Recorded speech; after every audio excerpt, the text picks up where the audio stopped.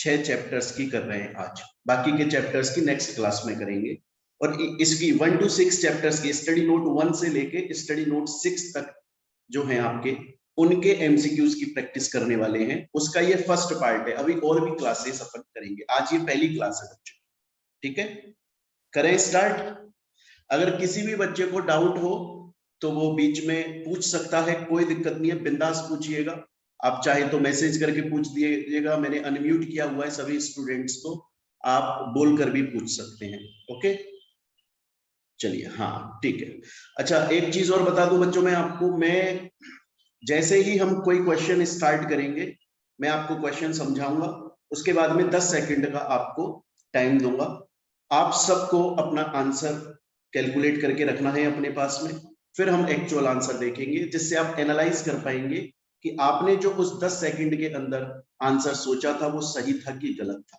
ठीक है, इससे आपका प्रैक्टिस होता रहेगा। चलिए स्टार्ट करते हैं। फर्स्ट एमसीक्यू बोल रहा है, श्यान लिमिटेड एक कंपनी है, श्यान लिमिटेड, और वो उसके पास में एक मशीन है। श्यान लिमिटेड कंपनी मैन्युफैक्चरिंग करती होगी, तो उसके पास में एक मशीन है और उसकी प्रोडक्टिव कैपेसिटी है 15 यूनिट पर आवर। मतलब वो machine 1500 unit, 1500 unit per hour, इतना प्रोडक्टिव कैपेसिटी है उसकी। वो मशीन 3 शिफ्ट के अंदर चलती है एंड 1 वीकली ऑफ होता है। इसका मतलब पूरे ईयर में कितने ऑफ हो गए? 52 ऑफ हो गए। सप्ते में एक ऑफ है, तो पूरे ईयर में कितने वीक्स होते हैं? 52, तो ऑफ भी कितने हो गए? 52 वीक्स हो गए। प्लस 12 हॉलीडेज अलग से दिए जाते हैं, मतलब टोटल हॉलीडेज हो गए 64।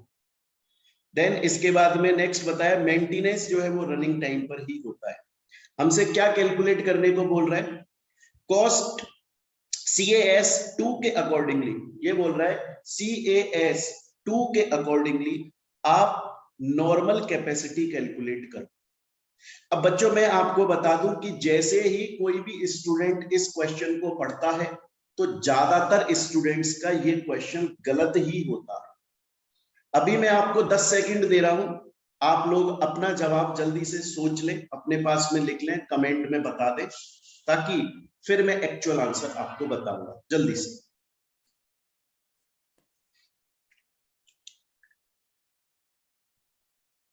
ठीक है, नीलम आपका सही है आंसर। नीलम लॉ के एमसीक्यूज स्टार्ट हो रहे हैं 5 जून से, 5 जून से। हाँ, नहीं रजिस्ट्रेशन है अभी 5 जून तक, 10 बजे, सुबह 10 बजे तक करा लो आप रजिस्ट्रेशन। लाइव ही होगी, जूम पर होगी बेटा, 3 बजे होगी दोपहर में क्लास। बिल्कुल बिल्कुल, हाँ चैप्टर वाइज, चैप्टर वाइज। ठीक, चलिए ठीक है, सभी बच्चों ने सोच लिया। देखिए बच्चों एक बात बताइए, हम लोगों ने जब ये चैप्टर पढ़ा था, ये स्टडी नोट 5 का क्वेश्चन है। आप लोगों को जब मैंने CAS पढ़ाए थे, तो जब CAS 2 पढ़ रहे थे हम, कॉस्ट अकाउंटिंग स्टैंडर्ड सेकंड जब हम पढ़ रहे थे, उसके अंदर हमने बहुत सारी कैपेसिटीज कैलकुलेट करने के फॉर्मूलाज पढ़े थे, याद है बच्चों? लेकिन देखिए अगर ये हमसे इतनी, इस क्वेश्चन के अंदर इतनी सारी इंफॉर्मेशन दी हुई है, वो किसी भी काम की इंफॉर्मेशन नहीं है, वो सिर्फ हमें कंफ्यूज करने के लिए दी है, क्योंकि इसका आंसर है एक्चुअल में नन ऑफ द अबव। ऐसा क्यों? ऐसा इसलिए बच्चों कि जब हम नॉर्मल कैपेसिटी कैलकुलेट करते हैं ना, तो उसमें पास्ट ईयर प्रोडक्शन का एवरेज देखा जाता है। हमारे क्वेश्चन में कहीं भी पास्ट ईयर के प्रोडक्शन का एवरेज नहीं दिया। ये इंफॉर्मेशन हमें तब काम आती जब हमसे वो मैक्सिमम कैपेसिटी कैलकुलेट करने के लिए बोलता या प्रैक्टिकल कैपेसिटी कैलकुलेट करने के लिए बोलता, तो हम फॉर्मूलाज के अंदर वैल्यूज को रखते और कैलकुलेशन करके अपना आंसर निकालते। बट बच्चों यहाँ पर नॉर्मल कैपेसिटी कैलकुलेट करने के लिए बोल रहा है। नॉर्मल कैपेसिटी में तो बस आपको इतना देखना होता है कि प्रीवियस ईयर में जो प्रोडक्शन हुआ उसका एवरेज निकालो, और वो हमको गिवन नहीं है, तो नन ऑफ द अबव इसका आंसर है। सिंपल सा क्वेश्चन है। सभी बच्चे बता दो यहां तक अगर ये समझ में आया कि नहीं आया। अगर किसी भी बच्चे को इसमें डाउट है बिंदास पूछिएगा, मैं दोबारा समझा दूं। देखिए बच्चे, अगर किसी भी तरीके का डाउट है ना, मन में नहीं रखना है, 10 बार पूछ लीजिएगा, सब समझाया जाएगा आपको, कोई टेंशन नहीं। अपना इंटेंशन है कि आपको क्लियर होना चाहिए सब कुछ। ठीक है, मेरे पास में कमेंट आ रहे हैं सबके कि सर आ गया समझ में। चलिए अब हम चलते हैं नेक्स्ट। अब हम आ जाते हैं अपने सेकंड पर। देखिएगा, ये बोल रहा है कि बोर्स लिमिटेड, बोर्स and company, a firm of cost accountant. ये एक कॉस्ट फर्म है, कॉस्ट ऑडिट फर्म है। मतलब इसके अंदर कॉस्ट अकाउंटेंट सीएमए बैठते हैं जो प्रैक्टिस करते हैं, और ये कंपनीज की जा जाकर कॉस्ट ऑडिट करते हैं। एक पेंटेक्स लिमिटेड नाम की कंपनी है, उसने बोर्स एंड कंपनी जो कि फर्म है, कॉस्ट ऑडिट फर्म, उसको अपने यहां पर ऑडिटर अपॉइंट किया। तो किसने अपॉइंट किया? पेंटेक्स कंपनी ने अपॉइंट किया। किसको अपॉइंट किया? बोर्स एंड कंपनी जो कि कॉस्ट ऑडिट फर्म है, इसको अपॉइंट किया गया। क्लियर? कब अपॉइंट किया गया? 31 जुलाई 2018 को अपॉइंट किया गया। तो कौन से फाइनेंशियल के ईयर के लिए अपॉइंट हुआ बच्चों? वो हुआ 2018-19 के लिए। मतलब मार्च 2019 के अंदर उसका फाइनेंशियल ईयर खत्म हो जाएगा। क्लियर है ये चीज? अब क्वेश्चन हमसे ये पूछ रहा है कि वो ये जो बोर्स एंड कंपनी, ये जो कॉस्ट ऑडिटर है, ये इस पेंटेक्स कंपनी के अंदर कब तक रहेगी? तो ध्यान कीजिए बच्चों, यहां पर हमने पढ़ा था कॉस्ट ऑडिटर कब तक रहता है कंपनी के अंदर? जिस दिन फाइनेंशियल ईयर खत्म हुआ उसके 180 दिन, देखिए 180 डेज, जब से फाइनेंशियल ईयर एंड हुआ तब से 180 दिन, या फिर जब उसने रिपोर्ट सबमिट कर, या फिर जब उसने अपनी कॉस्ट ऑडिट रिपोर्ट सबमिट कर दी, विच एवर इज अर्लियर। जो भी जल्दी हो जाता है उस दिन तक उसका ऑफिस रहेगा, फिर वो छोड़कर चला जाएगा। उसका फाइनेंशियल ईयर एंड कब हो रहा है बच्चों? 2018-19 तक के लिए अपॉइंटेड है, तो 31 मार्च 2019 को उसका फाइनेंशियल ईयर एंड हो रहा है। ठीक है, आ रहा है समझ में सभी बच्चों को? चलिए ओके, 31 मार्च 2019 को उसका फाइनेंशियल ईयर एंड हो रहा है बच्चों। मैंने बोला यहां से 180 दिन, तो 180 दिन तो कब आ गए? 30 सितंबर 2019, 180 दिन, या फिर जब उसने रिपोर्ट सबमिट कर दी, विच एवर इज अर्लियर। अब ऑप्शंस में देखिए, एक तो हमें दे रखा है 30 सितंबर 2019, ये हो गए 180 दिन, 6 महीने, या फिर जब उसने रिपोर्ट सबमिट कर दी। रिपोर्ट उसने अगस्त में ही सबमिट कर दी थी, 1 महीने पहले। रिपोर्ट सबमिट कर दी थी उसने अगस्त में, 1 महीने पहले। विच एवर इज अर्लियर, 180 दिन तो उसके सितंबर में हो रहे, जबकि रिपोर्ट उसने अगस्त में ही सबमिट कर दी थी, तो विच एवर इज अर्लियर, अगस्त। तो सी इसका आंसर है, इस दिन वो अपना ऑफिस छोड़कर चला जाए। अब जनरली पता है इसमें क्या होता है बच्चों? जनरली इसके अंदर ऐसा होता है कि ज्यादातर बच्चे जैसे ही क्वेश्चन पढ़ेंगे ना, वो सेकंड वाले बी को टिक करके आ जाएंगे, क्योंकि वो सोचेंगे हाँ देखो आप लोगों के भी आंसर यही निकल के आए ना। कनिष्का, ऐसा ही होता है, जैसे ही बच्चा इस क्वेश्चन को पढ़ता है ना, जैसे ही पढ़ता है उसको ऐसा लगता है कि यार ये तो मुझे आता है, मुझे पता है कि कॉस्ट ऑडिटर 180 दिन तक रहता है, तो वो क्या करता है बिना कुछ सोचे ना जल्दी से इस पे टिक मार के आ जाता है। जबकि बेटा हमें याद रखना चाहिए कि cost auditor financial year and होने के 180 दिन, या फिर उसने जब कॉस्ट ऑडिट रिपोर्ट सबमिट कर दी, विच एवर इज अर्लियर, जो भी उसने जल्दी कर दिया। और क्वेश्चन में दोनों ऑप्शन गिवन है, उसने रिपोर्ट सबमिट करी थी boards and company cost audit firm ने अगस्त में, तो विच एवर इज अर्लियर तो अगस्त हो गया। तो बच्चे इसका आंसर सी हो गया। एक बार सभी बच्चे कमेंट करके बताएंगे आप लोगों को समझ में आ रहा है कि नहीं आ रहा है। अगर किसी भी बच्चे को प्रॉब्लम है पूछ सकता है बिंदास। आ रहा है, विनय बोल रहा है आ रहा है, आकाश का आ रहा है, अक्षय ठीक है आ रहा है, हाँ ओके नीलम, हाँ गीता ठीक है बेटी, अनन्या ठीक है, ठीक है चलिए ओके। तो यहां तक हम लोगों ने स्टूडेंट्स अपने 2 एमसीक्यू। अब हम चलते हैं आगे थर्ड वाले पे, बड़े आराम से पढ़ना है। देखिए आपके पास में नोट्स हैं बच्चों ऑलरेडी, मैंने हर क्वेश्चन के आगे स्टडी नोट का नाम लिखा हुआ है कि ये कौन से वाले स्टडी नोट से बिलोंग करता है, जिससे आप रिवाइज भी कर पाए इस सेशन के बाद में। नेक्स्ट है cost audit was initially introduced in India in the year. Cost audit कब इंट्रोड्यूस हुई थी?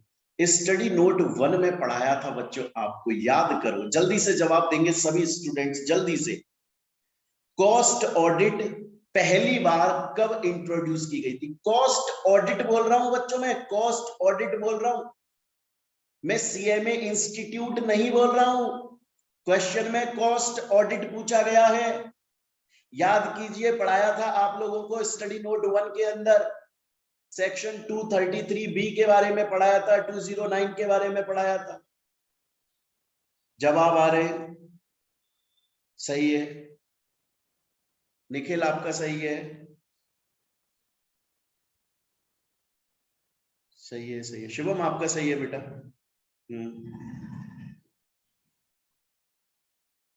निधि, नहीं नहीं निधि, गलत ईयर लिख दिया आपने, आंसर गलत दे रही हो आप। बेटा हम पूछ रहे हैं, ये क्वेश्चन क्या पूछ रहा है? कॉस्ट ऑडिट पहली बार कब स्टार्ट हुआ? कॉस्ट ऑडिट, समझे ना, कॉस्ट ऑडिट। आप बता रही हो सीएमए इंस्टीट्यूट का। हाँ चलिए ठीक है, 10 सेकंड खत्म, अब हम देखते हैं।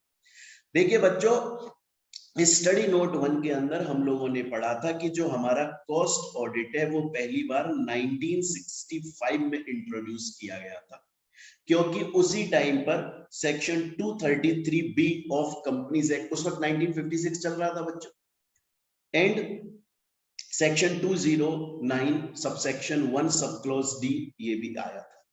तो याद रखिएगा, कॉस्ट ऑडिट के बारे में पूछे तो 1965, और ये क्वेश्चन एग्जाम में आया हुआ है स्टूडेंट्स, अगर मैं आपको बताऊं।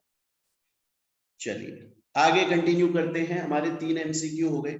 नेक्स्ट, हाँ मैं फिर से बोल रहा हूं, किसी भी बच्चे को प्रॉब्लम है बिंदास पूछिएगा, मैं 10 बार समझा देता हूं, मेरे को समझाने में कोई ऐसा लोग नहीं है अपने को, बढ़िया, बस कंसेप्ट, अपना इंटेंशन ये है, आपको आना सब कुछ चाहिए। आपने फीस पेमेंट करी है, पैसा दिया है, तो वो बेकार नहीं जाना चाहिए।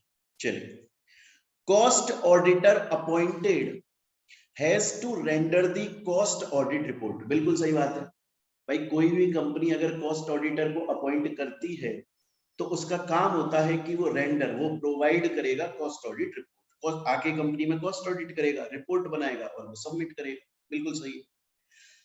कॉस्ट ऑडिट रिपोर्ट उसे बोर्ड ऑफ डायरेक्टर्स को सबमिट करनी पड़ती है एक स्पेसिफाइड टाइम के अंदर। हाँ जी, 180 दिन from the end of financial year. हम लोगों ने पढ़ा हुआ है कि जब फाइनेंशियल ईयर एंड होता है उसके 180 दिन के अंदर अंदर कॉस्ट ऑडिटर को कॉस्ट ऑडिट रिपोर्ट सबमिट करनी पड़ती है। और मैंने ये भी पढ़ाया था बच्चे आपको, cost auditor board of directors को देता है और board of directors central government को देते हैं। Cost auditor directly central government को नहीं देता बच्चे। क्लियर है ये चीज यहां तक? चलिए, और मैंने आपको ये भी बताया था, हालांकि चलिए मैं बाद में बताऊंगा वरना हिंट हो जाएगी अभी क्वेश्चन। तो cost auditor appointed has to render the cost audit report. बिल्कुल, कॉस्ट ऑडिटर को कॉस्ट ऑडिट रिपोर्ट देनी पड़ती है, बोर्ड ऑफ डायरेक्टर्स को देनी पड़ती है, स्पेसिफाइड टाइम 180 दिन के अंदर देनी पड़ती है। कौन से फॉर्म में देनी पड़ती है याद करो, मैंने आपको बच्चों यहां पर देखो क्लियरली बताया था कि जब कॉस्ट ऑडिटर देता है ना बोर्ड ऑफ डायरेक्टर्स को कॉस्ट ऑडिट रिपोर्ट, तो CRA 3 में देता है। और बच्चे जब बोर्ड ऑफ डायरेक्टर्स मतलब कंपनी सेंट्रल गवर्नमेंट को देती है तो CRA 4 में देती है। याद आया कुछ? कॉस्ट ऑडिटर फाइनेंशियल ईयर खत्म होने के 180 दिन के अंदर बोर्ड ऑफ डायरेक्टर्स को CRA 3 में अपनी कॉस्ट ऑडिट रिपोर्ट देता है।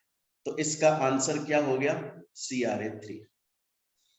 हाँ जी, जितने भी मेरे पास में आंसर्स आए हैं बच्चों के वो जनरली सबके सही है। बिल्कुल, वेरी गुड, वेरी गुड। यही फायदा होता है बच्चों, अगर आपको मैं सोचो कि एक दिन में सभी पूरे कोर्स का MCQ करवा दूंगा ना बेटा, तो आप लोगों के लिए उतना इफेक्टिव नहीं होगा, क्योंकि आपने रिवीजन तो करा नहीं, तो मैं आंसर बोलता रहूंगा। अभी आप लोगों को 2 दिन का टाइम, आपने ये चैप्टर्स रिवाइज कर लिए, तो अब आप आराम से, इंटरेक्टिव सेशन चल रहा है। क्लियर है? चलूं बच्चों में आगे? किसी भी बच्चे को प्रॉब्लम है तो एक बार बताएं पहले। नहीं, मैं आगे तभी कंटिन्यू करूंगा जब सभी बच्चे बोल देंगे कि सर क्लियर हो गया। जल्दी से कमेंट करके बताएं क्लियर है, क्लियर है, क्लियर है। Okay, very good, very good. चलिए ठीक है, फिर चल अब आ जाते हैं बच्चों हम हमारे नेक्स्ट 5th पर। ये बोल रहा है cost auditing standard. Cost auditing को मैंने क्या बताया था पहले, ये देखो, कॉस्ट अकाउंटिंग स्टैंडर्ड्स कितने हैं? कॉस्ट अकाउंटिंग स्टैंडर्ड्स हैं 24, और कॉस्ट ऑडिटिंग स्टैंडर्ड्स कितने हैं? वो है 4। कॉस्ट अकाउंटिंग स्टैंडर्ड्स को स्टडी नोट 5 में हमने पढ़ा, और कॉस्ट ऑडिटिंग स्टैंडर्ड्स को मेरे बच्चों हमने स्टडी नोट 6 में पढ़ा। और मैंने आपको बताया था कि अगर आपने स्टडी नोट 3 पढ़ लिया है तो स्टडी नोट 6 का बहुत कुछ आपने बाय डिफॉल्ट पढ़। चलिए अब क्वेश्चन देखिए। क्वेश्चन हमसे ये बोल रहा है बच्चों कि जो कॉस्ट ऑडिटिंग स्टैंडर्ड 104 है वो किस मैटर के लिए बात करता है? कॉस्ट ऑडिटिंग स्टैंडर्ड 104 आखिर बोलता क्या है? तो नीचे, चलो पहले आंसर देंगे सभी बच्चे, एक बार जवाब दें। पहले सब लोग ट्राई करें, जल्दी से ट्राई करें।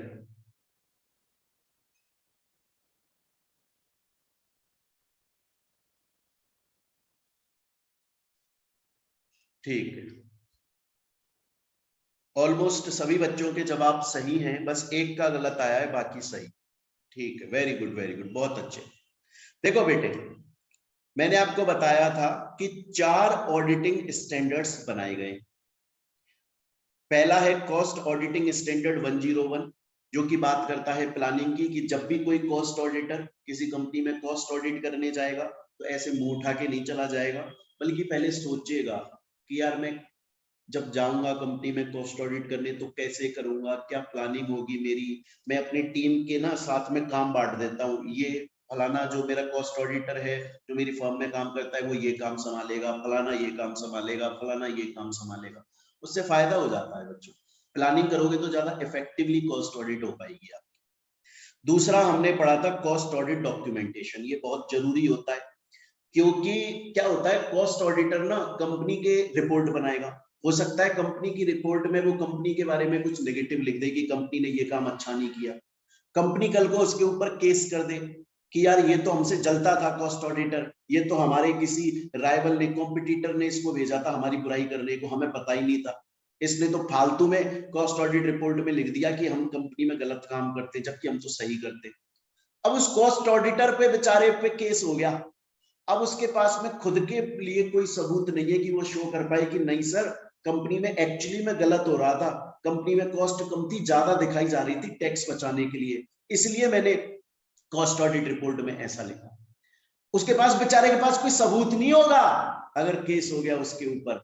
इसीलिए वो क्या करता है, जब भी कोई कॉस्ट ऑडिटर कंपनी में एंटर होता है ना बच्चों, तो जैसे ही वो कंपनी में एंटर होता है तब से वो एक फाइल बनाता है, ऑडिट फाइल, और उसके अंदर सभी डॉक्यूमेंट्स के बारे में लिखता रहता है। जब कंपनी ने उसको ऑफर दिया था कि आप आओ कॉस्ट ऑडिट करो, वहां से लेकर और फाइनली जब कॉस्ट ऑडिट रिपोर्ट बनती है तब तक जो कुछ हुआ है वो अपनी फाइल में सब कुछ लिखता है अपने एविडेंस के लिए। नेक्स्ट, कॉस्ट ऑडिटिंग स्टैंडर्ड 103 जो है वो ये बोलता है कि जो बंदा कॉस्ट ऑडिट करने आएगा वो इंडिपेंडेंट होगा।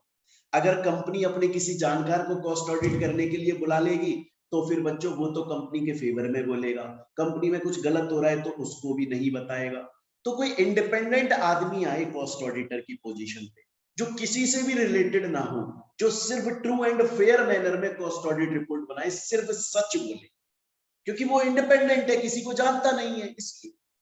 और बच्चे अब आता है लास्ट जो हमारा क्वेश्चन है।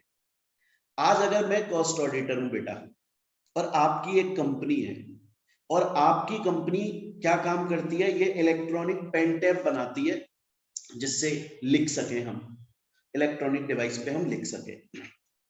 अब मैं कॉस्ट ऑडिटर हूं, आपकी कंपनी ने मुझे अपनी कॉस्ट ऑडिट करने के लिए बुलाया, तो कम से कम मुझे आपके बिजनेस की नॉलेज तो हो ना, मुझे पता तो हो कि ये पेन टैब कैसे बनते हैं, इनको बनाने में कितना क्या किस किस तरह का खर्चा आ सकता है, किस किस तरह की कॉस्ट लगती है। अगर मुझे आपके बिजनेस के बारे में कुछ नहीं पता होगा तो मैं कहीं की ऑडिट कर लूंगा बेटा आपकी।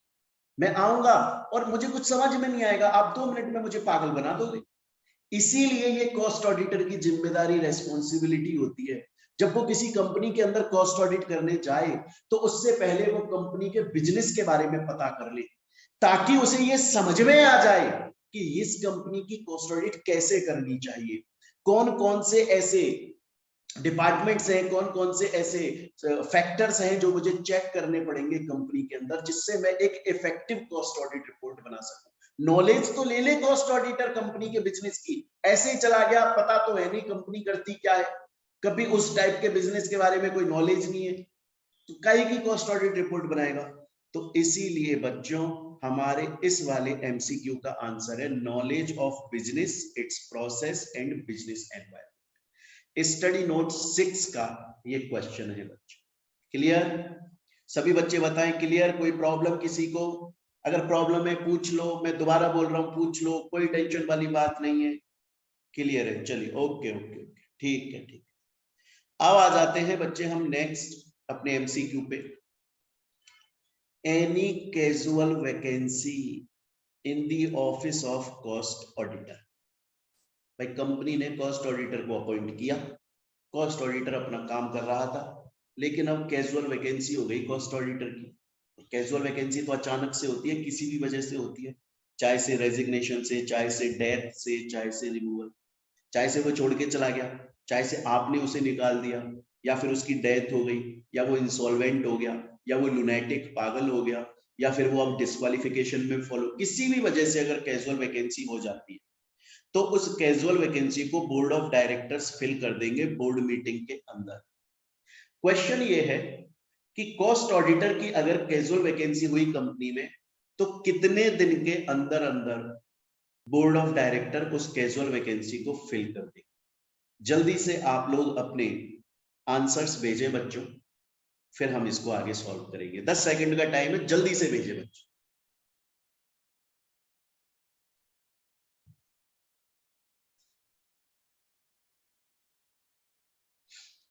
ठीक है, सही है सही है सही है, अक्षय सही है बेटा, आपका जवाब सही है, बिल्कुल वेरी गुड। कनिष्का आपका भी ठीक है बेटा। हाँ सलोनी, वेरी गुड वेरी गुड, सही है, ठीक है। अपूर्वा बेटा आपका भी ठीक है, वेरी गुड वेरी गुड, चलिए ठीक है ठीक। तो देखिए स्टडी नोट 2 के अंदर डायरेक्टली आपको पढ़ाया गया, बताया गया था कि अगर किसी भी कॉस्ट ऑडिटर की कैजुअल वैकेंसी हो जाती है तो फिर उस कंपनी के board of directors board meeting में बोर्ड रिजोल्यूशन पास करके उस कैजुअल वैकेंसी को फिल कर लेंगे 30 दिन के अंदर, जब से वो कैजुअल वैकेंसी हुई है। कितने दिन के अंदर स्टूडेंट्स? 30 दिन के।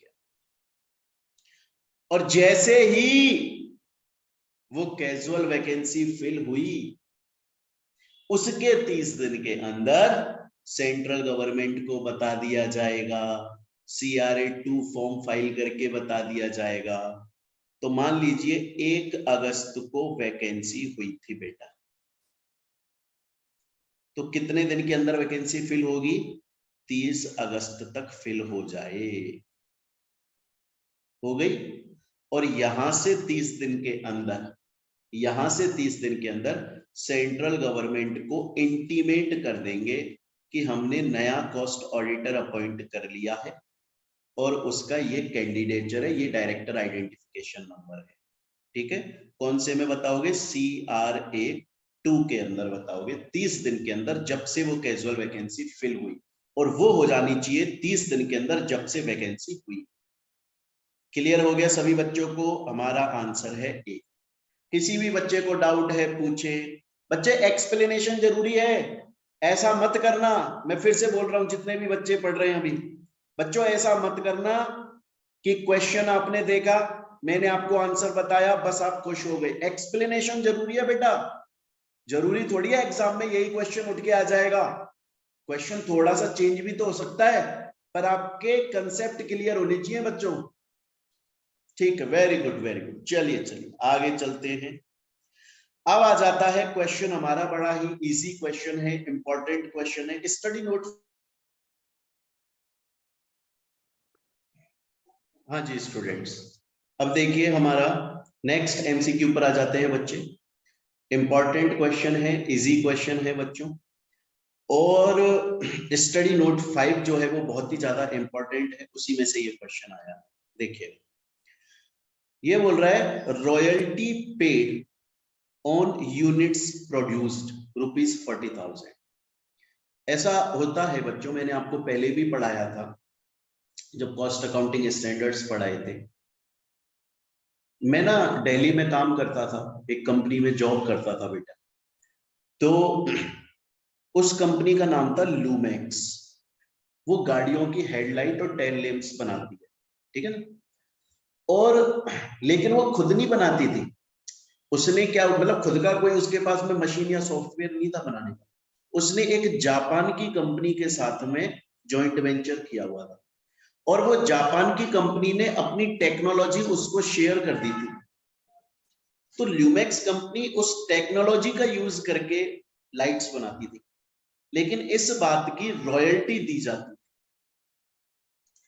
उस जापान की कंपनी।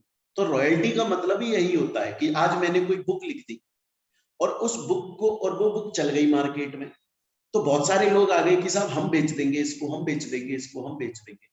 तो वो लोग सेल आउट करते रहेंगे और मेरे पास में उसकी रॉयल्टी आती रहेगी। क्लियर है एक चीज? रॉयल्टी एक तरह से कंसीडरेशन होता है जो कि असली ओनर को मिलता है। और कौन देता है? जो काम कर रहा है, जो बेच रहा है। तो एक कंपनी ने यूनिट्स प्रोड्यूस करी और उसके ऊपर रॉयल्टी का खर्चा, कॉस्ट लग गई उसकी 40,000 रुपए। उसने इक्विपमेंट्स भी हायर करे थे, भाई प्रोडक्ट बनाना है तो कुछ ना कुछ इक्विपमेंट्स तो लाए होंगे, 4,000 रुपए की वो लग गए। उस प्रोडक्ट की डिजाइन बनवाई थी, उसका भी चार्जेस लग गया। सॉफ्टवेयर डेवलपमेंट चार्जेस लग गए। तो हमको ये टोटल कॉस्ट यहां पर बताई हुई है, और हमसे ये पूछा जा रहा है कि डायरेक्ट एक्सपेंसेस कितने होंगे। तो बच्चों ध्यान करो, आप लोगों को पढ़ाया हुआ है स्टडी नोट 5 में, इवन प्रैक्टिकल क्वेश्चन भी करवाए हुए हैं कि जब डायरेक्ट एक्सपेंसेस निकालते हैं तो कौन कौन सी कॉस्ट इंक्लूड होती है, कौन कौन सी कॉस्ट इंक्लूड नहीं होती। तो अब बच्चों बस आपको यही देखना है कि कौन सी कॉस्ट इंक्लूड होगी और कौन सी नहीं होगी, उसके हिसाब से आपको आंसर निकालना है स्टूडेंट्स। 10 सेकंड का टाइम है, जल्दी से आंसर निकाल।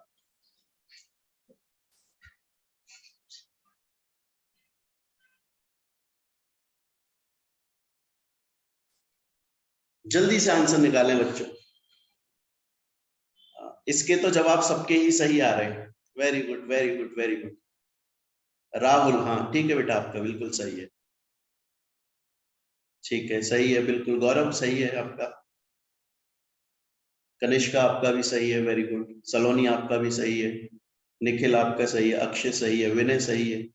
सबके जवाब ऑलमोस्ट सही आ रहे हैं। चलिए, तो देखिए बच्चों, हम लोगों ने पढ़ा हुआ है कि जब डायरेक्ट एक्सपेंसेस निकालते हैं तो उसके अंदर रॉयल्टी जो है वो भी इंक्लूड होती है, हायर चार्जेस भी इंक्लूड होते हैं, डिजाइन चार्जेस भी इंक्लूड होते हैं, एंड बेटा सॉफ्टवेयर डेवलपमेंट चार्जेस भी इंक्लूड होते हैं। तो ये जितनी कॉस्ट दी है वो सब आपको प्लस करनी है। आपका आंसर आ जाएगा 90,000। Simple question. स्टडी नोट 5 बहुत इंपॉर्टेंट है बच्चों, कॉस्ट अकाउंटिंग स्टैंडर्ड बहुत इंपॉर्टेंट है। और मैंने आपको ये भी बताया था कि शुरू के जो 10 कॉस्ट, मैंने आपको बताया था पढ़ाते टाइम, शुरू के जो 10 कॉस्ट अकाउंटिंग स्टैंडर्ड है 1 to 10, वो प्रैक्टिकल और थ्योरी दोनों के लिए बहुत इंपॉर्टेंट है। एंड कॉस्ट अकाउंटिंग स्टैंडर्ड 21 भी प्रैक्टिकल के लिए इंपॉर्टेंट है, बाकी सब थ्योरी है। ठीक है, चलिए आगे चलते हैं बच्चों।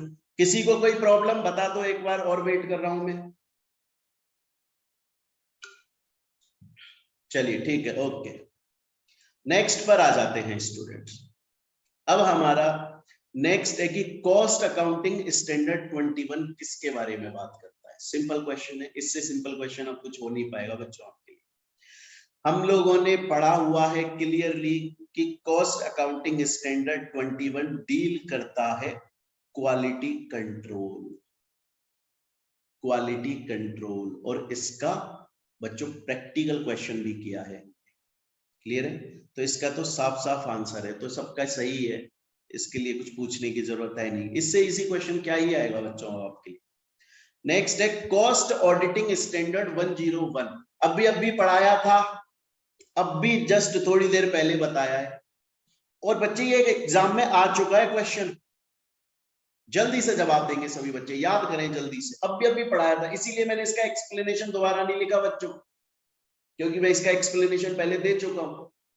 इसका एक्सप्लेनेशन हम ये देखिए यहां पर हम पढ़ चुके हैं, तो जल्दी से जवाब देंगे सभी बच्चे। ठीक है, आंसर सारे मेरे पास में, हाँ सही है, इसके तो सही आने, अभी समझाया ही था सबको। Very good very good very good, बहुत अच्छा बेटा, बहुत अच्छा।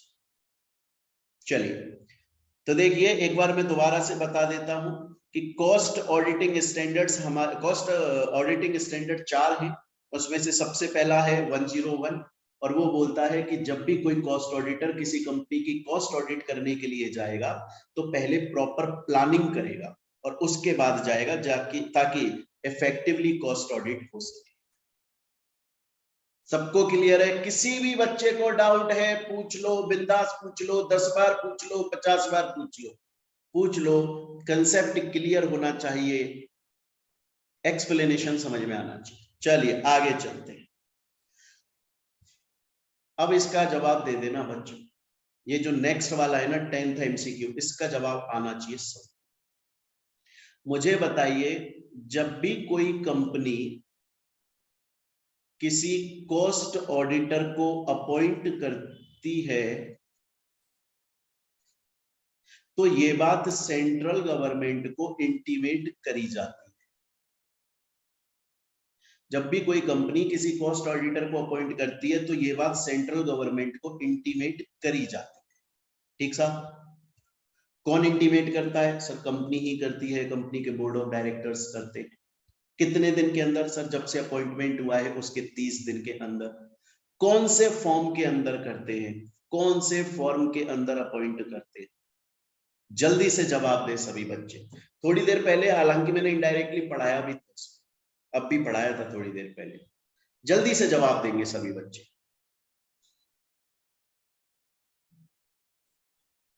Very good very good very good, सबके सही है। आकाश सही है बेटा आपका। हाँ देखिए इसका आंसर है CRA 2। आपको ध्यान है ना बच्चों, CRA 1 के अंदर कॉस्ट रिकॉर्ड्स बनाए जाते हैं, कॉस्ट रिकॉर्ड्स बनते हैं। CRA 2 के अंदर कॉस्ट ऑडिटर का अपॉइंटमेंट सेंट्रल गवर्नमेंट को बताया जाता है। CRA 3 के अंदर cost auditor cost audit report submit करता है बोर्ड ऑफ डायरेक्टर्स, और CRA 4 के अंदर company cost audit report submit करती है सेंट्रल गवर्नमेंट। क्लियर है चीज? चलिए आगे वाले MCQ पर चलते हैं।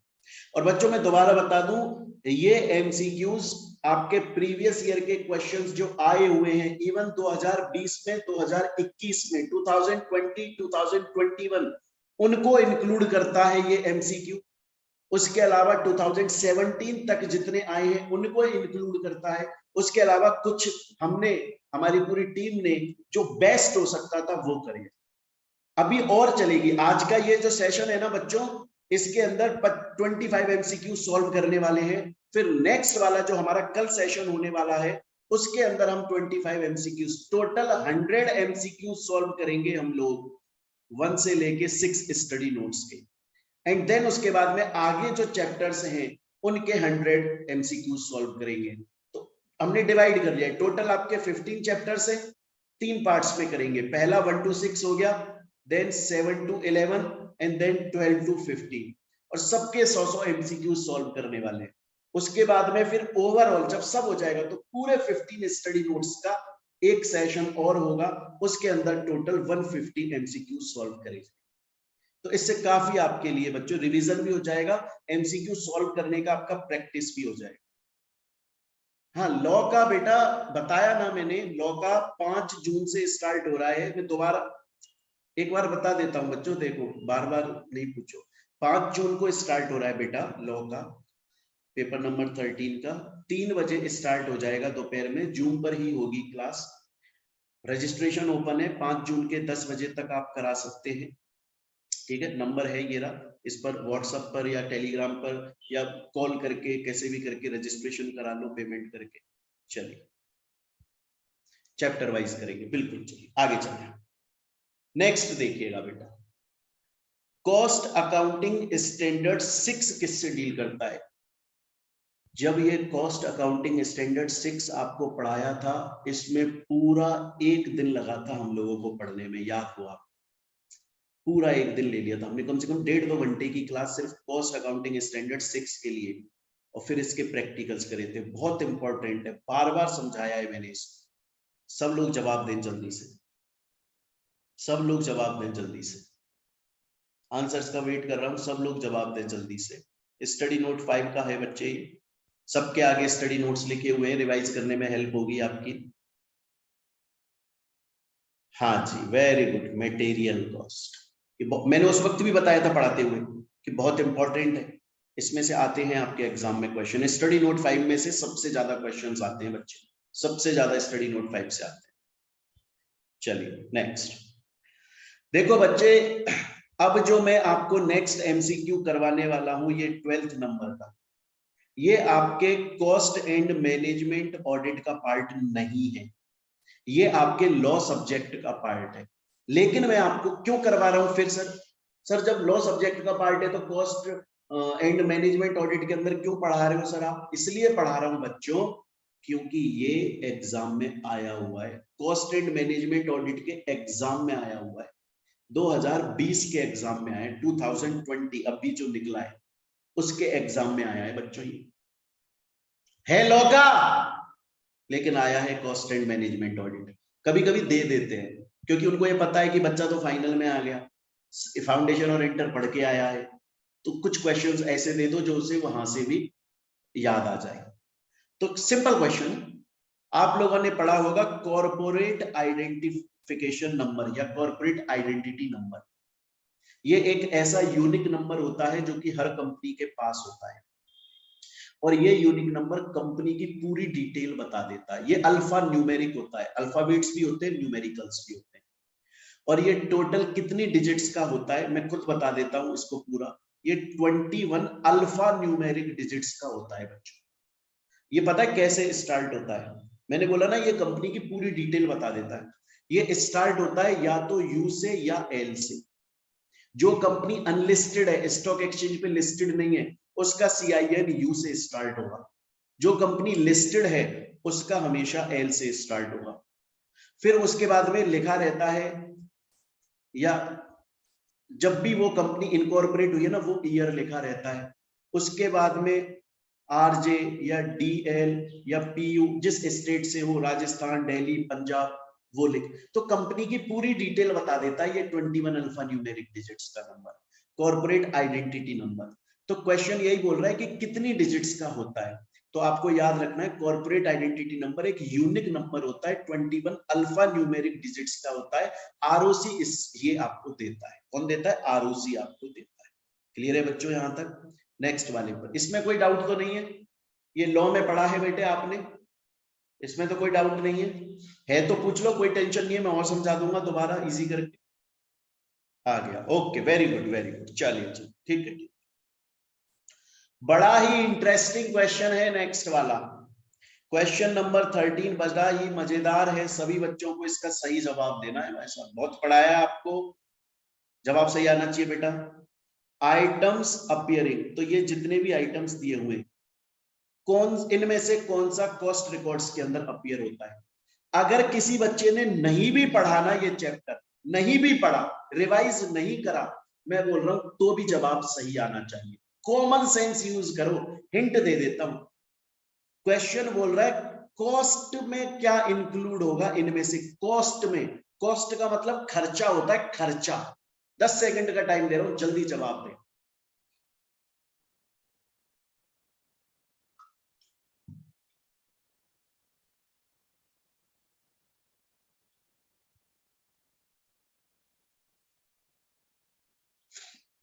अर्पिता ठीक है बेटा आपका, very good very good very good.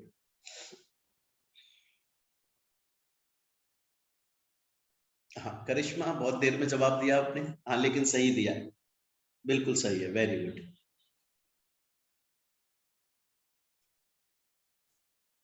अपूर्व बस ठीक है बेटा आपका सही है। अब विनय गलत है, नहीं ये नहीं होगा विनय। क्या बोला मैंने आपको, देखो क्वेश्चन क्या बोल रहा है, कॉस्ट में इंक्लूड करना है बच्चे, कॉस्ट में इंक्लूड करना है, कॉस्ट में, खर्चा खर्चा, रेंट रिसीवेबल, रेंट आपने रिसीव किया, ये खर्चा है कि इनकम है आपकी। आज मुझे मेरा खर्चा देखना है और मैं बोल रहा हूं कि मैं रेंट जो मैंने रिसीव किया मैं उसे खर्चा दिखा रहा हूं। अरे भाई रेंट रिसीव हुआ है, कमाई हुई है, उसे खर्चा क्यों दिखा रहे हो? चलिए ठीक है, 10 सेकंड खत्म, ज्यादातर बच्चों के जवाब सही हैं। देखिए रेंट रिसीवेबल इनकम है, कॉस्ट का पार्ट तो हो ही नहीं सकती। डिविडेंड ये कंपनी ने पे जरूर किया है, कंपनी का खर्चा जरूर हुआ है, लेकिन डिविडेंड आप सोचिए कंपनी डिविडेंड कहां से देती है? आप लोगों ने लॉ में सेक्शन 123 पढ़ा है, कंपनी डिविडेंड देती है जब उसके पास में एक्स्ट्रा प्रॉफिट्स होते हैं। जब कंपनी के पास में बहुत सारे प्रॉफिट्स होते हैं ना, तब कंपनी खुश होकर अपने शेयर होल्डर्स में कैश की फॉर्म में डिविडेंड बांटती है। अब यार कोई कंपनी अपनी मर्जी से खुश होकर बहुत सारे प्रॉफिट्स में से कुछ पैसा शेयर होल्डर्स को बांट रही है, क्या उसको वो प्रोडक्ट की कॉस्ट में इंक्लूड करेगी? नहीं करेगी। डिविडेंड होता ही फ्री फोकट का है। अगर डिविडेंड का भी पैसा लेने लग गई कंपनी, फिर काई का मतलब डिविडेंड, फिर क्यों डिविडेंड बोल रहे हो? बेटा डिविडेंड जो है वो कंपनी अपनी मर्जी से देती है, कोई मांगता नहीं है, कंपनी मर्जी से देती है, अपनी इच्छा से देती है, जब उसके पास में बहुत सारे प्रॉफिट्स होते हैं तब देती है डिविडेंड। और हालांकि डिविडेंड कंपनी का खर्चा है, लेकिन वो खर्चा कंपनी कर रही है जानबूझकर। कंपनी उस डिविडेंड का पैसा किसी प्रोडक्ट की प्राइस से निकालेगी नहीं, तो कॉस्ट रिकॉर्ड्स का पार्ट होगा ही। गुडविल रिटर्न ऑफ पढ़ाया था, ये भी नहीं होगा। हाँ नॉशनल इंटरेस्ट ऑन कैपिटल, ये अपॉर्चुनिटी कॉस्ट है बेटा, और ये इंक्लूड होता है, पढ़ा था हम लोगों ने, आपको याद आना चाहिए, ये लिखा हुआ है देखो, ये जो आपका नॉशनल इंटरेस्ट ऑन कैपिटल है इसको अपॉर्चुनिटी कॉस्ट माना जाता है और ये इंक्लूड होता है। क्लियर है सबको? किसी भी बच्चे को इसमें डाउट है, मैं और रुककर 1 मिनट में रुक रहा हूं, किसी भी बच्चे को डाउट है पूछिएगा जरूर, बिंदास पूछिएगा, कोई टेंशन वाली बात नहीं है, क्लियर करेंगे आप। आ गया, ओके। अब आ गया ना डिविडेंड वाला, आपको अब आ गया ना? आना, बस इंटेंशन ये है आपको समझ में आना चाहिए, मुद्दा ये है। वेरी गुड बेटा, चलो नेक्स्ट चलते हैं साहब। ये बोल रहा है कि कंपनीज को कॉस्ट रिकॉर्ड्स कौन से फॉर्म के अंदर मेंटेन करने पड़ते हैं? अभी अभी समझाया था, 4 फॉर्म पढ़ाए थे आपको, CRA1, CRA2, CRA3, CRA4, अब भी थोड़ी देर पहले पढ़ाए थे। CRA2 के अंदर मैंने आपको बताया था, CRA3 के अंदर बताया था, CRA4 और CRA1, चारों के अंदर मैंने बताया था आपको। जल्दी से जवाब दे दो इस क्वेश्चन का, जल्दी से जवाब दे दो इस क्वेश्चन का, सबका सही आना चाहिए।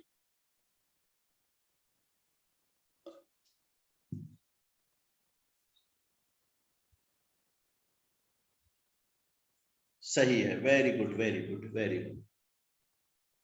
हाँ देखो दोबारा से बता देता हूं, CRA1 के अंदर, हालांकि अपने नोट्स के अंदर हमने पूरा लिखा था, एक मैंने पीछे चार्ट बना दिया था पूरा नोट्स में।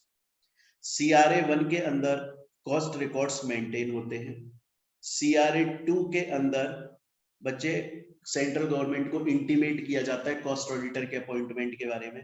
CRA3 के अंदर बच्चों जो कॉस्ट ऑडिटर है वो कंपनी बोर्ड ऑफ डायरेक्टर्स को कॉस्ट ऑडिट रिपोर्ट सबमिट करता है, और CRA4 के अंदर board of director central government को सबमिट करता है। ठीक है, चलो आगे चलते हैं, क्लियर है ना? बताया हुआ ये पहले ही पढ़ लिया अपन ने। नेक्स्ट, बहुत ये स्टडी नोट 4 से है, जो हमने प्रोफेशनल मिसकंडक्ट वाला चैप्टर पढ़ा था, इससे अभी 3-4 क्वेश्चन और आएंगे इस चैप्टर से, है ना? पढ़ते वक्त भी हमने स्कैनर सॉल्व कर लिया था, और अभी MCQ देखते हैं। There are dash to the act clarifies or indicate that the schedule provide an illustrative list of act and omission constitution professional और other misconduct.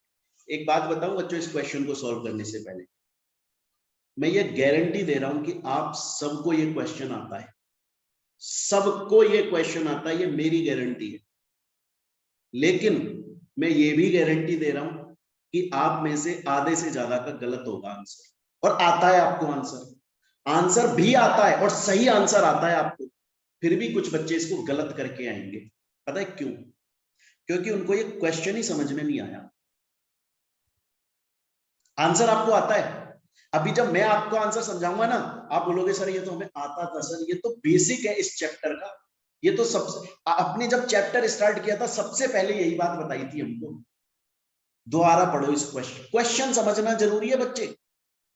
ये बोल रहा है कि कोई भी जो प्रोफेशनल है सीएमए, उसके प्रोफेशनल या अदर मिसकंडक्ट जो बताए गए हैं एक्ट के अंदर, वो कितने शेड्यूल्स में बताए गए हैं, कितने शेड्यूल्स में बताए गए?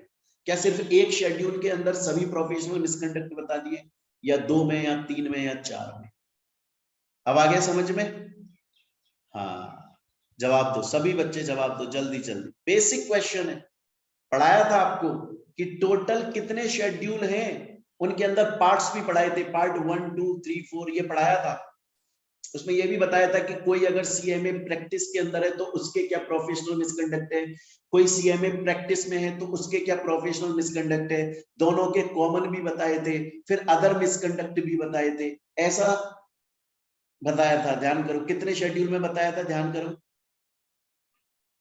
सबके जवाब सही है। मैंने बोला था ना आंसर सबको आता है, आंसर सबको आता है, बस आप जल्दी जल्दी में इसकी मात खा जाओगे बेटा। 2 शेड्यूल्स क्लियर है, पढ़ाया हुआ है।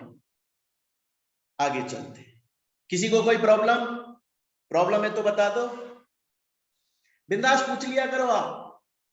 देखो ऐसा नहीं है कि एकदम बिंदास पूछा करो बच्चा, है ना। मेरे को मजा ही तब आता है पढ़ाने में जब सभी बच्चों को समझ में आए, मेरा इंटेंशन ही यही रहता है। चलिए नेक्स्ट, बहुत ही सिंपल क्वेश्चन है, बहुत ही ज्यादा सिंपल क्वेश्चन। हमसे बोल रहा है वैल्यू एडेड कैलकुलेट करके बताओ, और यहां पर आपको डिटेल्स दी हुई है, सेल्स दिया हुआ है, एक्सपोर्ट इंसेंटिव, कुछ इंसेंटिव मिला होगा, कमाई हो गई, अदर इनकम, फिनिश्ड स्टॉक जो है उसका एडजस्टमेंट प्लस में दिखा रहा है, मतलब इंक्रीज हुआ है स्टॉक, फिर मटेरियल का खर्चा, सैलरी का खर्चा, ओवरहेड का खर्चा, टैक्स का खर्चा, वैल्यू एडेड निकालना है। जल्दी से कैलकुलेट करो। वैल्यू एडेड वाला क्वेश्चन बच्चों स्टडी नोट 2 में भी प्रैक्टिकल्स पढ़ाया है, स्टडी नोट 9 में भी करवाया है, स्टडी नोट 15, 3 स्टडी नोट में करवाया है आपको मैंने। जल्दी से जवाब दें इसका, कैलकुलेट करें, 15 सेकंड ले लें, कोई दिक्कत नहीं है, जल्दी करें।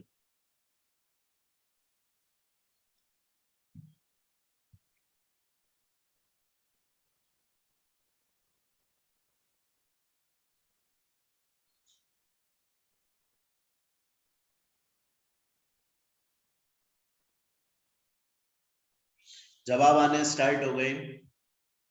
विनय very good, very good, very good, very good. Kanishka सही है बेटा आपका, सलोनी सही है, बिल्कुल सही। वैभव, वैभव ध्यान करो बच्चे, जब वैल्यू एडेड कैलकुलेट करते हैं क्या उसमें टैक्स लिया जाता है? ऑपरेटिंग प्रॉफिट नहीं निकाल रहे वैभव, वैल्यू एडेड निकाल रहे हैं बेटा। वैल्यू एडेड में पढ़ाया था कि सभी एक्सपेंसेस माइनस होते हैं, लेकिन 6 ऐसे एक्सपेंस होते हैं जो माइनस नहीं होते। डेप्रिसिएशन माइनस नहीं होता, डिविडेंड माइनस नहीं होता, इंटरेस्ट माइनस नहीं होता, और भी बताया था एक, ध्यान करो क्या टैक्स माइनस होगा? एक छोटी सी गलती करिए वैभव बेटा, एक ज्यादा चीज माइनस कर दिया आपने, आंसर सही आ जाएगा। हाँ अब आया ना आपको समझ में, सही है। हाँ विनय तुम्हारा तो सही है बेटा, हाँ सही। चलिए ठीक है, पहले देखिए, मैं दोबारा समझा देता हूं, बहुत बार समझा चुका हूं। वैल्यू एडेड जब कैलकुलेट करते हो बच्चे आप, जब आप वैल्यू एडेड कैलकुलेट करते हो ना, तो हम कैसे लेते हैं? सबसे पहले लेते हैं हम सेल्स, उसमें हम प्लस करते हैं अगर स्टॉक इंक्रीज हुआ है तो, माइनस करते हैं अगर स्टॉक डिक्रीज हुआ है तो, उसके अलावा अगर हमें कोई इंसेंटिव मिल गया तो वो भी प्लस करते हैं, और फिर हम माइनस करते हैं एक्सपेंसेस। लेकिन हम कौन से एक्सपेंसेस माइनस नहीं करते? टैक्स माइनस नहीं करते, इंटरेस्ट माइनस नहीं करते, डिविडेंड माइनस नहीं करते, डेप्रिसिएशन माइनस नहीं करते, ध्यान है वैल्यू एडेड में। तो नेट सेल्स, उसमें अगर स्टॉक इंक्रीज हुआ है तो प्लस करो, डिक्रीज हुआ है तो माइनस करो, कोई इंसेंटिव मिल गया तो प्लस करो, और एक्सपेंसेस माइनस करो, ये एक्सपेंस माइनस नहीं। क्या अदर इनकम प्लस होती है वैल्यू एडेड कैलकुलेट करते वक्त? नहीं होती। वेरी गुड, नहीं होती। हाँ, ध्यान करो, पढ़ाया भी था मैंने कि बच्चे अदर इनकम वैल्यू एडेड निकालने में प्लस नहीं होती, बल्कि अदर इनकम हमें कब चाहिए होती है? जब हम निकालते हैं अर्निंग अवेलेबल फॉर डिस्ट्रीब्यूशन। अगर हमें ये निकालना है तो वैल्यू एडेड के अंदर अदर इनकम प्लस कर दो, फिर निकल के आता है अर्निंग अवेलेबल फॉर डिस्ट्रीब्यूशन। लेकिन वैल्यू एडेड निकालने के लिए अदर इनकम आती नहीं है, वो भी छोड़नी है। तो देखो, हमें सेल्स दिया है, सेल्स ले लो सबसे पहले, तो उसमें प्लस कर दो एक्सपोर्ट इंसेंटिव, उसमें अदर इनकम तो लेंगे नहीं, अभी अभी समझाया, उसको छोड़ दो other income. Adjustment of finished stock, stock बढ़ा तो प्लस, डिक्रीज हुआ तो माइनस, यहां प्लस का साइन है मतलब बढ़ा है, प्लस कर दो, फिर माइनस कर दो मटेरियल को, सैलरी को, इनको माइनस कर दो। अरे अच्छा सॉरी, सैलरी भी माइनस नहीं होता है, सैलरी एंड वेजेस भी माइनस नहीं होता है, याद है ना, सैलरी एंड वेजेस भी माइनस नहीं होता है, क्लियर है? हाँ, और ये ओवरहेड, तो मटेरियल माइनस होगा इसमें से। बिल्कुल सही, बिल्कुल सही। तो ये है हमारा आंसर। यहां तक मेरे ख्याल से सबका क्लियर है, आगे चल। किसी को डाउट है पूछ लो। हाँ, सैलरी तो होगा ही नहीं ऑब्वियसली, डेप्रिसिएशन मैंने बोला ना 6 माइनस नहीं करते, डेप्रिसिएशन माइनस नहीं करते, डिविडेंड माइनस नहीं करते, टैक्स माइनस नहीं करते, इंटरेस्ट माइनस नहीं करते, सैलरीज एंड वेजेस माइनस नहीं करते, ऑपरेटिंग प्रॉफिट के अंदर ये सब माइनस करते हैं इंटरेस्ट के अलावा। चलिए ठीक है, वेरी गुड, आगे चलते हैं। ये वाला बताइए, ये वाला पढ़ाते हुए भी मैंने स्पेसिफिकली आपको बताया था बेटे, नॉन एग्जीक्यूटिव डायरेक्टर को जो रेम्यूनरेशन दिया जाता है उसको हम क्या ट्रीट करेंगे? क्या उसको एम्प्लॉय कॉस्ट मानेंगे, या एडमिनिस्ट्रेटिव ओवरहेड, या सैलरी एंड वेजेस, या मैनेजमेंट एक्सपेंसेस, क्या मानेंगे? Study note 5 cost accounting standard के अंदर स्पेसिफिकली समझाया था, क्लियरली लिखा था, नोट्स के अंदर क्लियरली मैंने लिखा हुआ है कि कौन कौन सी चीज इंक्लूड होती है, कौन कौन सी चीज एक्सक्लूड होती है, टेबल बनाकर समझाया हुआ है। जल्दी जवाब आए सभी बच्चों का।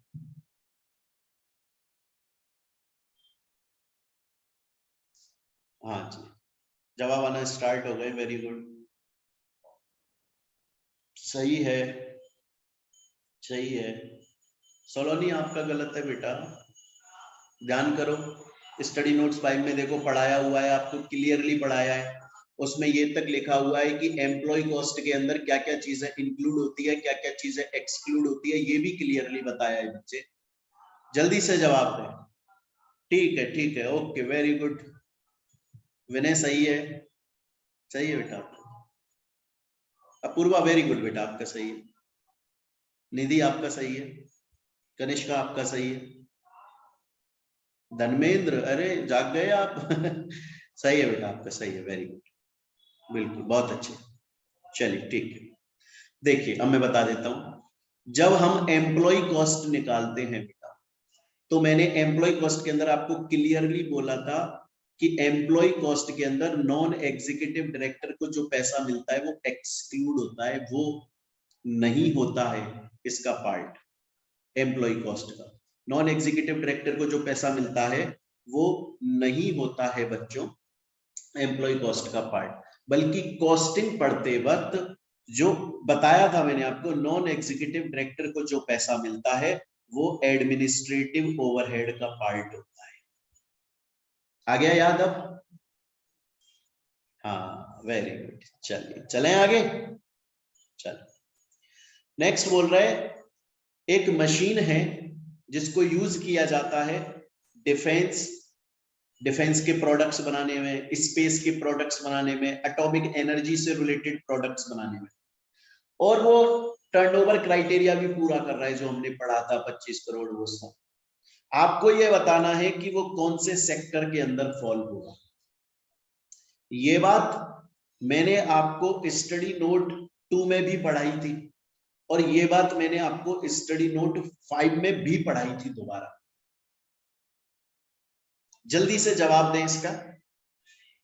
देखिए स्टूडेंट्स, बिंदास जवाब दो, नहीं समझ में आए तो बिंदास पूछो, कोई दिक्कत वाली बात नहीं है। मैं जब स्टूडेंट था ना तो मैं कोई बहुत ब्रिलियंट आइंस्टीन टाइप आदमी नहीं था, मैं एक नॉर्मल सा आदमी, नॉर्मल स्टूडेंट था, मेहनत करता था, आधे आंसर आ जाते थे, आधे नहीं आते थे, टीचर से पूछ लेता था, खत्म किस्सा, मजे में रहो। इसी तरह से आपको नहीं आ रहा है पूछो यार।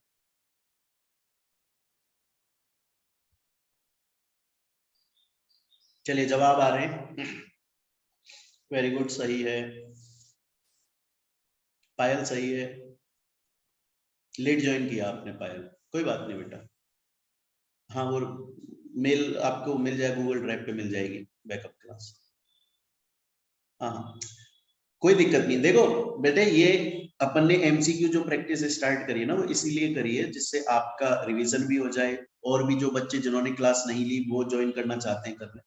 अगर कोई बच्चा नहीं ले पा रहा है क्लास, कोई उसे काम आ गया या कुछ भी है, नेट की प्रॉब्लम है, तो बैकअप क्लास मिल जाएगी आपको, है ना। चलिए सबके जवाब आ चुके हैं, बिल्कुल। देखिए इसको मैं समझा भी देता हूं, मैंने आपको यहाँ पे बताया था कि, और मैं पूरा एक बार दोबारा से एक्सप्लेन कर देता हूं। जब हमारा देश आजाद हुआ था बेटा 1947 में, तो उससे पहले बेटा हम अंग्रेजों के गुलाम थे। तो अब अंग्रेज जब आए थे ना हमारे 1600 के अंदर, उस वक्त वो ये बोलकर आए थे इंडिया में कि हम इंडिया में सिर्फ बिजनेस करेंगे, व्यापार करेंगे। लेकिन उन्होंने धीरे धीरे धीरे धीरे हम पर कंट्रोल कर लिया, हमें रूल कर लिया। हमने बड़ी मुश्किल से, हमारे जो फ्रीडम फाइटर्स रहे, रेस्पेक्टेड हैं सब लोग, उन लोगों ने अपनी जान गंवा के हमें फ्री कर दिया। 1947 में हमें आजादी मिल गई। तो जवाहरलाल नेहरू जी हमारे फर्स्ट प्राइम मिनिस्टर साहब थे, उन्होंने और जो बाकी जो टीम थी उनकी पूरी, सब लोग थे मिनिस्टर टाइप, उन लोगों ने ये सोचा कि हम हमारे इंडिया को अब ग्लोबलाइज नहीं करेंगे। और क्या हुआ, 1947 से लेकर और 1990 तक इंडिया के अंदर सिर्फ इंडिया के लोग ही बिजनेस कर रहे थे। इंडिया के लोग बाहर नहीं जा सकते थे, बाहर के लोग इंडिया में नहीं आ सकते थे, पहली बात। दूसरी बात, गवर्नमेंट ने अब लाइसेंसिंग राज निकाल रखा था, मतलब ज्यादातर जो बिजनेस थे वो गवर्नमेंट बोलती थी हम ही करेंगे और कोई नहीं करेगा। क्यों? क्योंकि अगर कोई प्राइवेट कंपनी करेगी तो वो महंगा माल बेचेगी और लोग खरीद नहीं पाएंगे। गवर्नमेंट अगर वो प्रोडक्ट बनाएगी तो सस्ते में बेचेगी, तो गरीब लोग भी खरीद पाएंगे। तो गरीब लोगों के सोशल वेलफेयर के लिए ज्यादातर बिजनेस गवर्नमेंट ने अपने पास रखे। लेकिन 1991 के अंदर इंडिया की हालत बहुत खराब हो गई। इंडिया के पास सिर्फ 14 डेज का फॉरेन रिजर्व रह गया, पैसा खत्म होने पर आ गया। इंडिया पहुंचा इंटरनेशनल मॉनेटरी फंड के पास, बोला साहब हमें लोन दे दो। इंटरनेशनल मॉनेटरी फंड बोला आपको लोन दे देंगे, हमारी शर्त है कि आप इंडिया के अंदर ग्लोबलाइजेशन लेकर आ जाओ, इंडिया के दरवाजे खोल दो। अब इंडिया के अंदर भी बाहर के लोग आके इन्वेस्टमेंट कर सकते हैं, बिजनेस कर सकते हैं, इंडिया के लोग बाहर जाकर कर सकते हैं।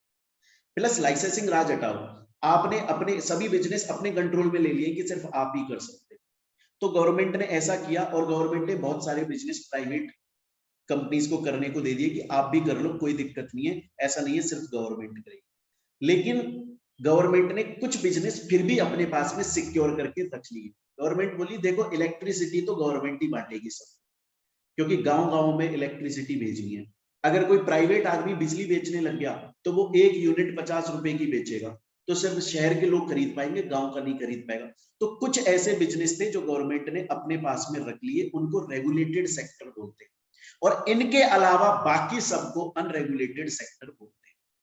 तो हमारा जो क्वेश्चन है बच्चे, वो अनरेगुलेटेड सेक्टर के अंदर फॉल होता है, क्योंकि रेगुलेटेड में कहीं भी ऐसी मशीन की बात नहीं है जो डिफेंस या इस तरह के प्रोडक्ट्स बनाती हो, तो अनरेगुलेटेड सेक्टर।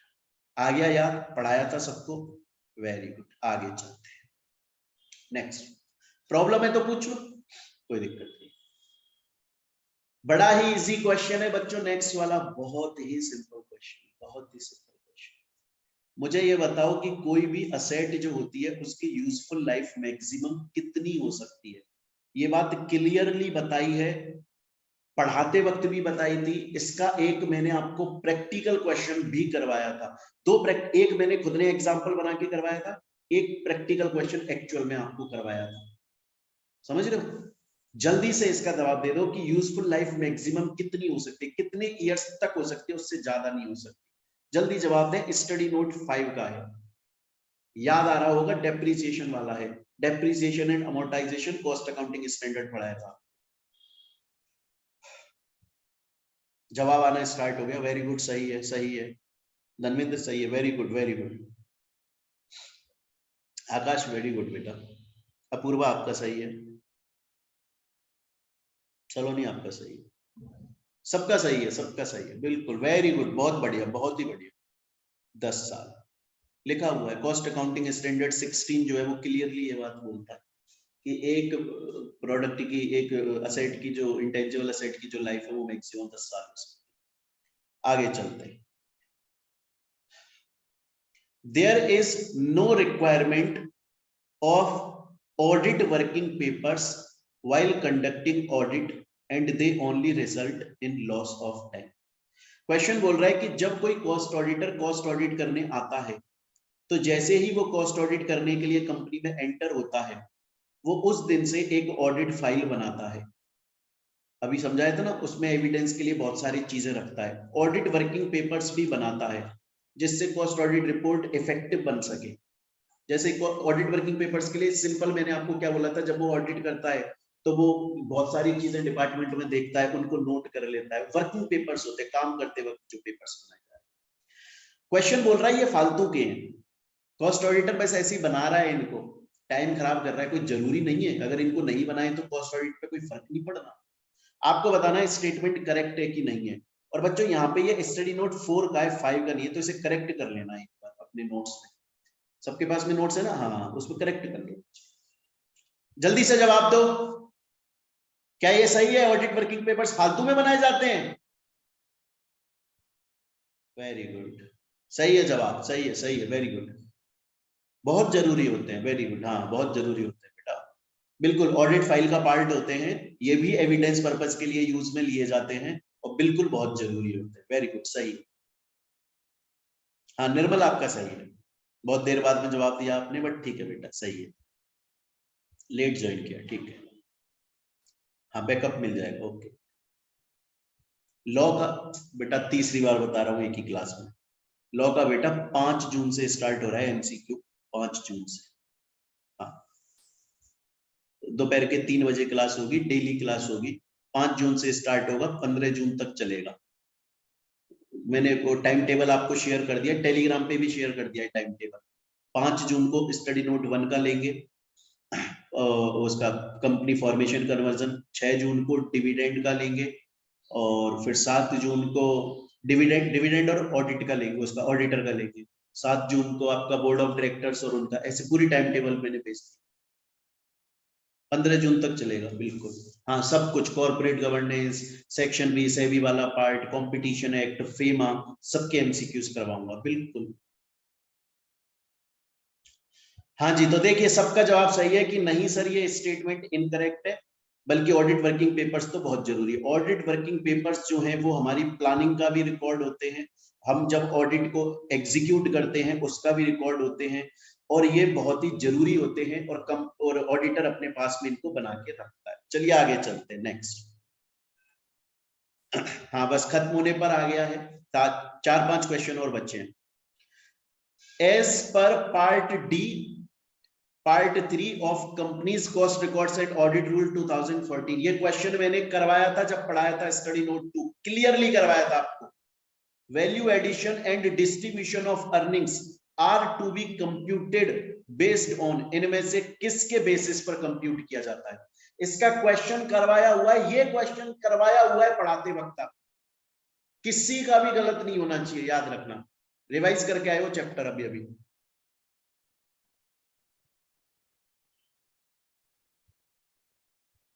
सही है, वेरी गुड, सही है, सही है, सही है। हाँ, सबका सही है, बिल्कुल। अनऑडिटेड फाइनेंशियल डेटा, ये समझाया हुआ है, पूरा क्लियर है, इसमें कुछ ज्यादा दिमाग नहीं लगा। ये बड़ा, ये भी क्वेश्चन करवाया है मैंने आपको, याद रखो। जब हम पढ़ रहे थे ना तब मैंने करवाया, प्रीवियस ईयर में आया हुआ है, ये 2019 का क्वेश्चन है। एक कंपनी जो कि कंस्ट्रक्शन बिजनेस के अंदर एंगेज्ड है, उसे cost records and audit rules के हिसाब से वो इन सब चीजों को इंक्लूड करती है, कौन सी चीज को इंक्लूड नहीं करती? बड़ा ही सिंपल है, ध्यान करो। मैंने आपको बताया था कि कॉस्ट ऑडिट कब नहीं करनी पड़ती, 4 वजह बताई थी मैंने आपको कि कॉस्ट ऑडिट कब नहीं करनी पड़ती। एक तो बताया था कैप्टिव कंजप्शन के लिए प्रोडक्ट बना रहे हो तो नहीं करनी पड़ती। एक मैंने बताया था टोटल जितना कमाई करी है उसके 75% से ज्यादा आपने फॉरेन एक्सचेंज से कर लिया। एक अनरेगुलेटेड सेक्टर, उसके मैंने क्राइटेरिया बताए थे पूरे, क्लियर है। एक और बताया था, वही इसका आंसर है। जवाब दें सभी बच्चे। सही है जवाब। हाँ, ये किया है अपन ने, और क्या। नॉस्टैल्जिया हो रहा है, ओके, ठीक।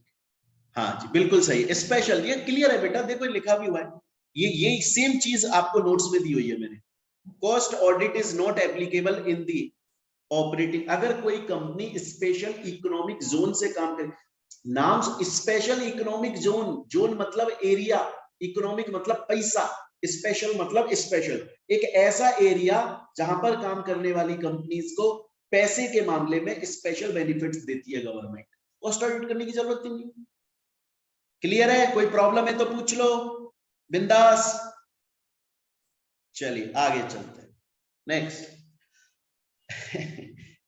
ये जल्दी से बताएं, before submission to the auditor for report, मैंने बताया था ना कि cost auditor cost audit report जब बनाता है तो वो बोर्ड ऑफ डायरेक्टर्स को सबमिट करता है, फाइनेंशियल ईयर खत्म होने के 180 दिन के अंदर करता है, CRA 3 के अंदर करता है। तो आपको बताना है कि जब कॉस्ट ऑडिटर ये cost audit report board of directors को सबमिट करता है तो किसके सिग्नेचर करवा लेता है पहले उस कॉस्ट ऑडिट रिपोर्ट पे? सिग्नेचर भी तो करवाने पड़ते हैं ना उसको, उसी के बाद तो वो बोर्ड ऑफ डायरेक्टर्स को देता है।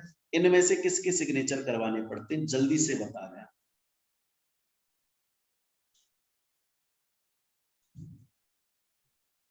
अगर नहीं भी है ना याद आपको, बच्चे अगर नहीं भी है ना याद, तो कम से कम कंपनी लॉ तो आपने पढ़ा, हिंट दे दूं आपको मैं, इतनी बढ़िया हिंट है कि 1 सेकंड में जवाब दे दोगे आप लोगों ने ना कंपनी लॉ में ये पढ़ा है कि अगर कंपनी के पास में कॉमन सील नहीं है, अगर कॉमन सील नहीं है तो कोई प्रॉब्लम नहीं है, कॉमन सील ऑप्शनल हो गई है। कंपनी के अगर 2 डायरेक्टर साइन कर दे डॉक्यूमेंट पे तो मान लिया जाएगा कंपनी ने साइन कर दिया।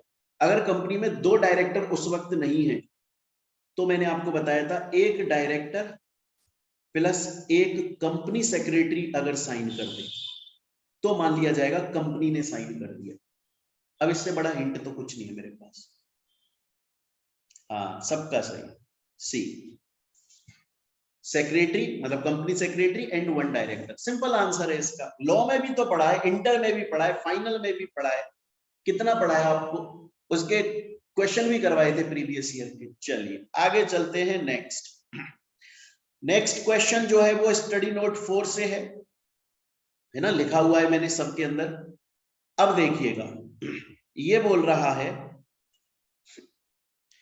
कि एक कॉस्ट अकाउंटेंट है, उसका नाम है अरुण माया। अरुण माया एक कॉस्ट अकाउंटेंट है, उसके अंडर में 2 ट्रेनी काम करते हैं। तो अरुण माया ये उसका नाम है, वो कॉस्ट ऑडिटर है, उसके अंडर में ट्रेनी काम करते हैं और उसने अपने ट्रेनीज को बोला हुआ है कि सुनो, अगर तुम मेरे पास में कोई ग्राहक लेकर आओगे ना, मतलब कोई कंपनी जो मुझसे कॉस्ट ऑडिट करा ले, तो मैं तुमको कमीशन दे दूंगा। आपको ये, और कितना कमीशन दे रहा है, जितनी मैं टोटल ऑडिट फीस लूंगा ना, उसका 10% तुमको दे दूंगा कमीशन। ले आओ मेरे पास में कोई ग्राहक। आपको बताना है क्या ये जो अरुण माया जो कॉस्ट अकाउंटेंट कर रहा है वो सही कर रहा है या प्रोफेशनल मिसकंडक्ट है। ध्यान करो, पढ़ाया था आपको मैंने, ध्यान करो, बताया था ना मैंने आपको कि हम लोग प्रोफेशनल लोग हैं और ये हम पर अच्छा नहीं लगता, हमें शोभा नहीं देता कि हम लोग किसी को बोलें कि भाई तू रोड पे खड़ा हो जा, बस स्टैंड पे खड़ा हो जा, कंपनी के बाहर खड़ा हो जा, और जो भी कोई कॉस्ट ऑडिट कराने के लिए आए उससे बोल कि यहाँ से कॉस्ट ऑडिट करवा लो, थोड़ा सा कम पैसा दे देना, हो जाएगी कॉस्ट ऑडिट, और इस बात के लिए मैं कमीशन दे रहा हूँ। मैंने कोई बंदा रख दिया है ना, जेठालाल ने, मैंने एग्जाम्पल दिया था आपको जेठालाल और बागा वाला पढ़ाते वक्त, कि जेठालाल ने बागा से बोल दिया कि बागा तू एक काम कर, जेठालाल कॉस्ट ऑडिटर है, उसने बागा से बोल दिया कि तू ना कंपनियों के बाहर जा जाकर बुलाकर कि हमसे ऑडिट करवाएं, मैं तेरे को कमीशन दे दूंगा। अच्छा लगता है क्या? प्रोफेशनल आदमी हो, अपने दम पर कस्टमर बुलाओ ना, अगर क्वालिटी है तो आ जाएगा कस्टमर तुम्हारे पास। तो ये प्रोफेशनल मिसकंडक्ट है, यस बिल्कुल है। इसको देखो मैंने लिखा भी है, फर्स्ट शेड्यूल पार्ट 1 के अंदर पढ़ा था, कॉस्ट अकाउंटेंट को प्रोफेशनल मिसकंडक्ट में गिल्टी माना जाएगा अगर वो पे कर रहा है किसी को भी कोई भी कमीशन या ब्रोकरेज। अब इसके बाद में नेक्स्ट आ जाता है बच्चों हमारा, बड़ा ही सिंपल क्वेश्चन है, बहुत ही सिंपल है, बहुत ही सिंपल। ये आया हुआ है 2019 में और ये मैंने सॉल्व भी करवाया था पढ़ाते वक्त। Which of the following, मैंने आपको एक बात बताई थी, क्वेश्चन सॉल्व करवाने से पहले एक बात ध्यान दिला दूं बच्चे आपको। हाँ बेटा, हाँ ये वही है, वही वही वाला क्वेश्चन है, बिल्कुल निकल, ये वही क्वेश्चन है। देखो मैंने, हाँ सलोनी देखो, मैंने आपको ये बताया था जब मैं स्टडी नोट 4 पढ़ा रहा था, प्रोफेशनल मिसकंडक्ट, कि सीएमए के जो प्रोफेशनल और अदर मिसकंडक्ट है वो 2 शेड्यूल के अंदर बताए, शेड्यूल 1, शेड्यूल 2। शेड्यूल 1 के अंदर भी आपको 4 पार्ट दिए हैं, शेड्यूल 2 के अंदर 3 पार्ट दिए। मैंने आपको यह बताया था कि जो भी हम पढ़ रहे हैं प्रोफेशनल मिसकंडक्ट या अदर मिसकंडक्ट, वो आपको याद रहना चाहिए कि हम कौन से शेड्यूल में पढ़ रहे हैं, कौन से पार्ट में पढ़ रहे हैं। ऐसा मत करना सिर्फ कंसेप्ट समझ लो, ये भी याद रखना कि ये वाला कंसेप्ट हमने फर्स्ट शेड्यूल में पढ़ा था कि सेकंड में पढ़ा था, फर्स्ट के कौन से पार्ट में पढ़ा था। ये क्वेश्चन वही है। ये बोल रहा है कि हमने नीचे डिस्क्वालिफिकेशन मतलब प्रोफेशनल मिसकंडक्ट दिए, ये चारों प्रोफेशनल मिसकंडक्ट हैं। आपको इसमें से ये बताना है कि कौन सा प्रोफेशनल मिसकंडक्ट फर्स्ट शेड्यूल का नहीं है। आ रही बात समझ में? फर्स्ट शेड्यूल मतलब सेकंड का है, फर्स्ट का नहीं है, ऐसा कौन सा है, तो बस वही आपको बताना है। तो सिंपल है बेटे, ये तो समझाया है, डी इसका आंसर है। ये तो समझाया है, ये तो आपको याद करना पड़ेगा। तो बच्चे यहां पर हमारे आज के एमसीक्यूज एंड होते हैं। मैं दोबारा से बोल रहा हूं, यहां